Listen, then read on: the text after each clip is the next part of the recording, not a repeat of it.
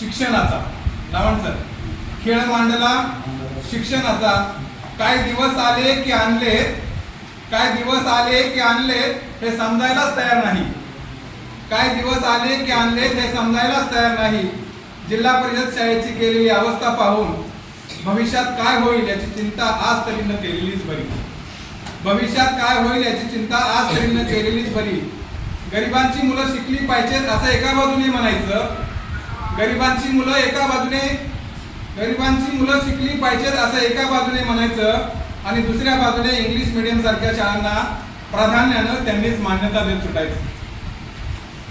का कोणास ठाऊक हे कधी केव्हा सर्वांना कळायचं, का कोणास ठाऊक हे कधी आणि केव्हा सर्वांना कळायचं.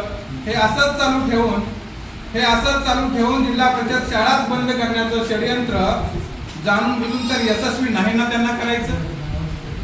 बुद्धिवंत शिक्षकांना टीईटीच्या नावाखाली असंच रगडत न्यायचं, बुद्धिवंत शिक्षकांना टीईटीच्या नावाखाली असंच रगडत न्यायचं आणि ऑनलाईन कामाला जुंपून सारखं गुणवत्तेपासून शिक्षकांना दूर ठेवायचं.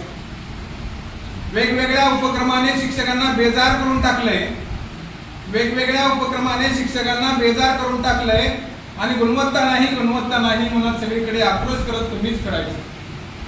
शाळेच्या पटाला शिक्षकांना जबाबदार धरायचं, शाळेच्या पटाला शिक्षकांना जबाबदार धरायचं आणि पट कमी झाला म्हणून एक एक शाळा बंद करत बसायचं.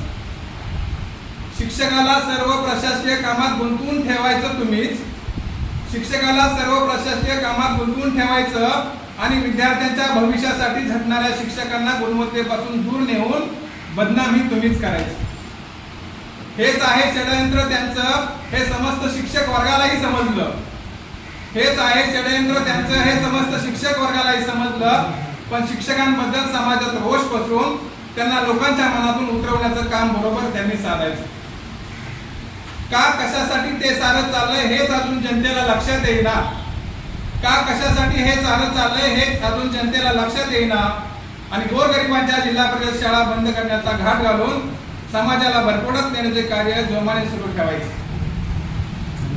बघा आता पुढं, युडाईस, अपार, आयडी, एमबीयू, पोषण आहार, स्वीपचार्ट, निपुण, पुणे, महाराष्ट्र, पॅट, आकारिक, संकलित, सभा, कमिट्या, अकाउंट, AI, विनोबा यांसारखे अजून बऱ्याच उपक्रमाच्या नावाखाली बेजार करून टाकायचं आणि बहुतेक यातच वेळ घालून गुणवत्तेला तात्काळ ठेवून प्रशिक्षणाविना ऑनलाईन काम करण्यासाठी तंबी देऊन कारवाईची धमकी देत राहायचं. किती दिवस दडपणाखाली जगायचं, कारण SIRच्या कामांमध्ये बघितलं कितीतरी शिक्षक मरण पावले. आपले 4-5 शिक्षकांच्या बातम्या आल्या होत्या, मरण पावले, धडाकले, कुठं घाबरले, भीतीने दडपणाखाली गेले. किती दिवस दडपणाखाली जगायचं आणि शिक्षणाबरोबरच जंगांना SIR यांसाठी सुद्धा शिक्षकांनाच निवडायचं. अरे करतोय म्हणून काहीही करून घेताय, अरे करतोय म्हणून काहीही करून घेताय आणि पुन्हा त्यालाच वाईट आहे म्हणून तुम्हीच नाहक बदनाम करताय. प्रामाणिक इमाने विद्यार्थ्यांप्रती सेवा करणाऱ्या शिक्षकांना मुद्दामहून का तुम्ही त्रास देताय? प्रामाणिक इमाने विद्यार्थ्यांप्रती सेवा करणाऱ्या शिक्षकांना मुद्दामहून तुम्ही का त्रास देताय? गुणवत्ता सोडून तुम्ही नाही त्याच कामाला त्यांना गुंतवून ठेवलंय. स्वच्छतेसाठी कसलीच सोय न करता, बघा मध्ये ते टिपके गेले कुठेतरी शाळेमध्ये आणि सांगितलं मुलांनी झाडलोट करायची नाही उद्यापासून. स्वच्छतेसाठी कसली सोय न करता श्रम प्रतिष्ठेच्या मूल्याने विद्यार्थ्याकडून स्वच्छता करून घेतली तर पुन्हा तिथे जाऊन तुम्ही असंच का करता म्हणून शिक्षकांवरच आग पाकड करत बसताय. काय करावं शिक्षकांनी? चौदार सर, काय करावं शिक्षकांनी?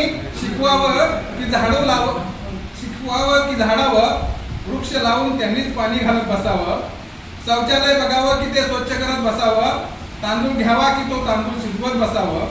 काय काय करायचं या विचाराने आता त्यांनाही समजेना झालंय, काय काय करायचं या विचाराने आता त्यांनाही समजेना झालंय आणि तरीही आलेल्या प्रत्येक सूचनेला पूर्णत्वास नेण्यासाठी सर्व शिक्षक मनापासून धडपड करतोय.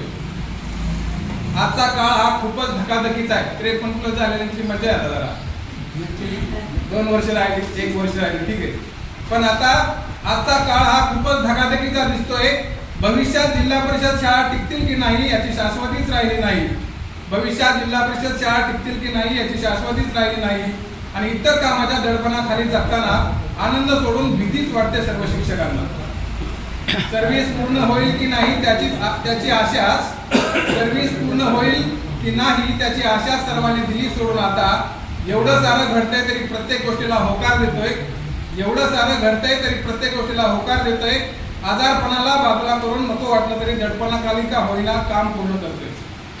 आजारपण बाजूला करून नको वाटलं तरी दडपणाखाली का होईना काम पूर्ण करतोय. कोणता दिवस कसा येईल याचा विचार न करता, कारण कुणीच सांगू शकत नाही सर्व्हिस पूर्ण होईल का नाही. कोणता दिवस कसा येईल याचा विचार न करता प्रामाणिक आणि कर्तव्याला फक्त आपल्या शिक्षकी पेशासाठी जगतोय. प्रामाणिक आणि कर्तव्याला फक्त आपल्या शिक्षकी पेशासाठी जागतोय. शेवटी सर्वांनाच सांगतो जे होईल ते होईल नशिबाचा भाग आहे. शेवटी सर्वांनाच सांगतो जे होईल ते होईल शेवटी नशिबाचा भाग आहे. समजून निर्धास्त राहायला शिका. चांगले कर्म करा, शेवटी तेच आपल्यासोबत नक्की आहे. यात कसली शंका मनामध्ये आणू नका. लोक काय म्हणतील याचा विचार न करता आपला शिक्षक धर्म आपण व्यवस्थितच पाळा. एखादं प्रशासकीय काम नाही झालं तरी चालेल, मात्र ज्ञानदानाचे कार्य नक्की मन लावून करा. या कलियुगात चांगल्याला चांगलं म्हणणारा आता राहिलाच नाही. या कलियुगामध्ये चांगल्याला चांगलं म्हणणारा आता राहिलाच नाही. आणि लबाडाचं लोणी खायला कोणीच मागे राहत नाही. लबाडाचं लोणी खायला आता कोणीच मागे राहत नाही. म्हणून सांगतो, जोपर्यंत आपण आहे तोपर्यंत निष्ठेने काम करू आणि स्वाभिमानाने सारे आपण जगू. नक्कीच येणारे दिवस वाईट आहेत. एकत्रित राहून सर्वांनी येणाऱ्या आव्हानांचा धैर्याने सामना करू. नक्कीच येणारे दिवस वाईट आहेत. एकत्रित राहून सर्वांनी येणाऱ्या आव्हानांचा धैर्याने सामना करू. नक्कीच हेही दिवस जातील. काळजी करत नका हो बसू. प्रत्येक दिवस शेवटचा आहे हे समजून स्वतःसाठी तरी आपण जगायला शिका. जीवन एकदाच आहे. मनसोक्त आनंदाने आपण जगायला शिका. धन्यवाद.